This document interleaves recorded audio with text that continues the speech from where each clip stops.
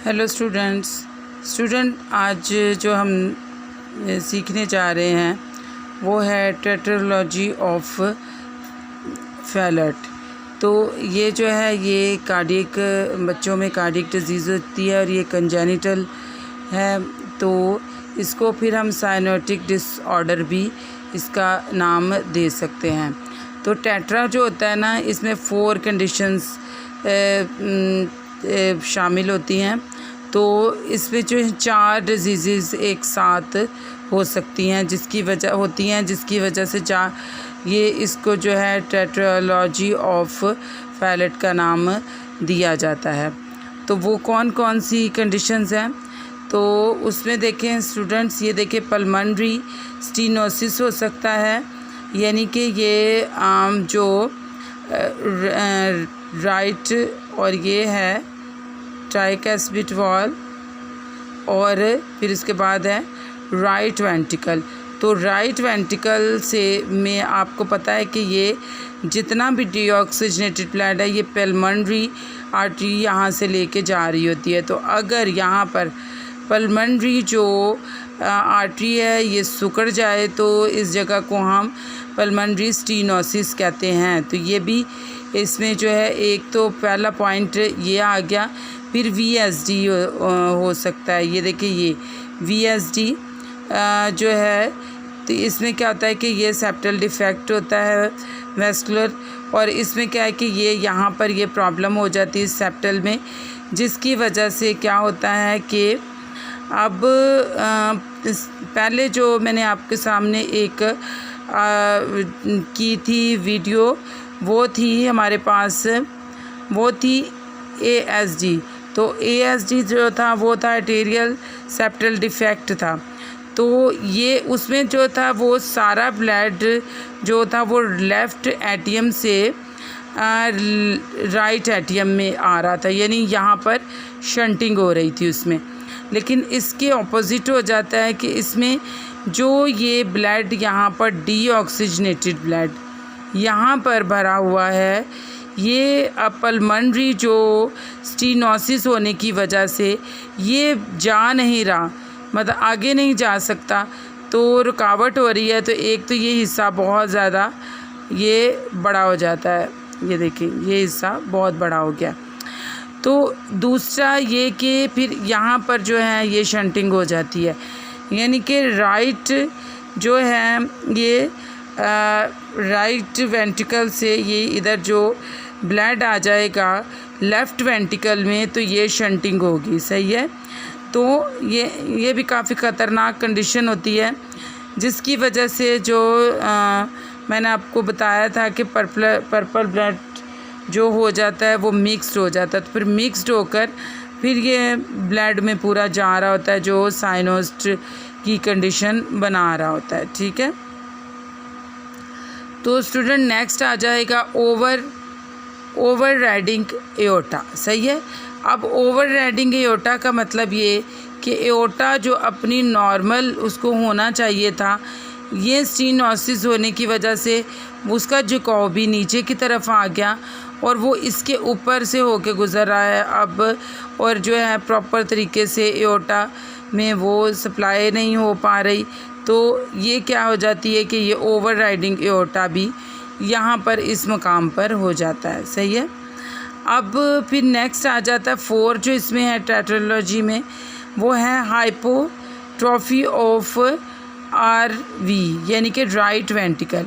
ये देखें ये हाइपोट्रोफी, इस तरफ डीऑक्सीजनेटेड ब्लड बहुत ज़्यादा भर गया, वो इस वजह से कि वो इसमें जा नहीं पा रहा, क्योंकि यहाँ से पल्मोनरी आर्टरी से ब्लड को जो है वो ऑक्सीजनेटेड होने के लिए जाना था लंग्स में, लेकिन जा नहीं पा रहा, तो सारा प्रेशर यहाँ पर बन जाता है, जिसकी से हाइपरट्रॉफी। अब ये तो चारों वो पॉइंट हो गए टेट्रोलॉजी के जो इस डिज़ीज़ में मौजूद होते हैं, ठीक है।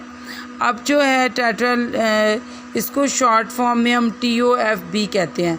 तो TOF is a congenital disorder होता है विच कैरेक्टराइज्ड बाय 4 फाइंडिंग। तो 4 फाइंडिंग जो हैं वो VSD हो जाती है, पल्मोनरी स्टेनोसिस हो जाता है, ओवर राइडिंग जो है वो एओर्टा हो जाता है और हाइपरट्रॉफी ऑफ आरवी हो जाता है। सही है। तो ये तो थे उसकी डेफिनेशन। अब जो इसको डायग्नोस करने का तरीका है, जैसे कि मैंने आपको बताया था एएसडी में, तो जो डायग्नोसिस करने के तरीके हैं वो उसमें जो है वो फिज़िकल एग्जामिनेशन करना होता है। फिर उसके बाद जो है एक्सरे चेस्ट करवाने होते हैं, इको करवाना होता है, ईसीजी करवानी होती है, और इसमें जो है कैथेटराइजेशन भी, कार्डिक कैथेटराइजेशन भी की जाती है। तो ये सारे, और जो भी ब्लड टेस्ट होते हैं वो, तो ये सारे वही होते हैं इसकी जो डायग्नोस्टिंग करने के तरीके हैं। तो इसमें साइन सिम्टम्स क्या क्या होते हैं, तो इसके जो सिम्टम्स होते हैं वो क्या होते हैं, साइनेटिक स्पेल और हेपेटिक स्पेल, टेल स्पेल। ठीक है, इनमें से कोई भी आप बोल सकते हैं। तो वो वजह क्या बनती है, वजह यही होती है कि इसमें एकदम साइनेटिक स्पेल्स आता है मरीज़ को। फिर डिज़निया ऑन एक्सर्शन, अगर जब बच्चा दूध पीने की भी एफ़र्ट करता है तो एकदम उसको सांस फूलना शुरू हो जाता है, सांस नहीं लिया जाता, और पेरिफेरल्स मुंह में, मतलब हाथ पैर नाखून एकदम ब्लू होने शुरू हो जाते हैं।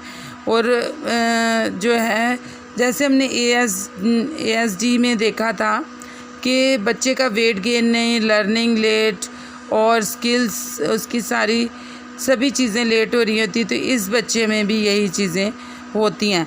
और इसका एक ख़ास जो है साइन वो ये होता है कि बूट शेप हार्ट हो जाता है।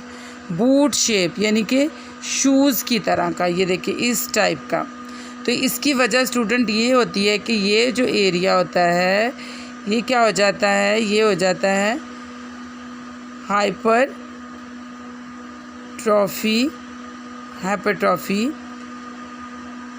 आरवी की वजह से। सही है। तो ये क्योंकि ये जो था सही तरीके से यहाँ पर से जा नहीं पा रहा, पल्मोनरी आर्टरी से ब्लड, ये स्टीनोसिस हो गया, पल्मोनरी स्टीनोसिस, तो ये एरिया जो है ये बहुत ज़्यादा बड़ा हो जाएगा। तो ये बूट शेप, इसको आपने याद रखना है कि आपको एग्ज़ाम में भी ये दिया जा सकता है कि बूट शेप किस में हो जाता है, तो वो आपको एएसडी भी दे देंगे और बहुत सारी कंडीशंस दे देंगे, लेकिन जब वो टेट्रोलॉजी फ्लूट होगा तो आप उसको टिक करेंगे, ये इसमें होता है। ठीक है। तो इसमें नेक्स्ट आ जाता है स्टूडेंट मैनेजमेंट।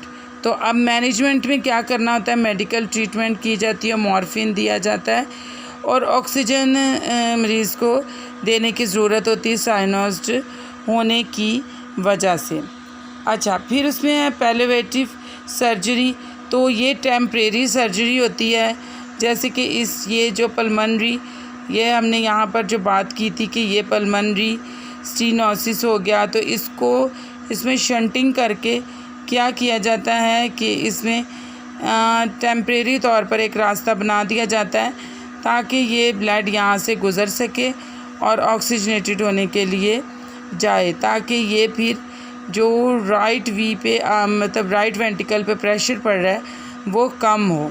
ठीक है। नेक्स्ट आ जाता है बेल लॉक। बेल लॉक जो है ये ट्रेसिंग शंट, तो इसमें भी ये देखें कि ये नैरोइंग हो जाती है तो इसमें शंट को पास करके इस रास्ते को ये बड़ा कर दिया जाता है, तो इसको बीटी भी बोलते हैं इस प्रोसीजर को। और ये देखिए ओवर राइडिंग अगर वो एओर्टा हो जाता है तो फिर ये ऐसे आर्टिफिशियल एक स्टंट पास करके इसको रास्ता बना दिया जाता है ताकि प्रॉपर तरीके से फिर ब्लड सर्कुलेशन हो सके। फिर बोर्ड सर्जरी आ जाती है, तो बोर्ड सर्जरी में भी यही होता है कि ये जो ये नैरोइंग हुई है, ये सुकड़ गया रास्ता, इसको बड़ा करने के लिए ये एक इस तरीके से स्टंट पास कर दिया जाता है। तो स्टूडेंट ये थी हमारी आज की वीडियो टेट्रोलॉजी ऑफ फ्लूइड। तो ये आपको अच्छे से समझ आ गई होगी, ये मैंने काफ़ी अच्छे से एक्सप्लेन करने की आपको कोशिश की है। तो अगर इससे मुतल्लिक़ आपको कोई क्वेश्चन हो तो आप कमेंट में क्वेश्चन भी कर सकते हैं। तो अगर आपको मेरी वीडियो पसंद आए इसको लाइक करें, शेयर करें और चैनल को भी सब्सक्राइब करें। Thank you.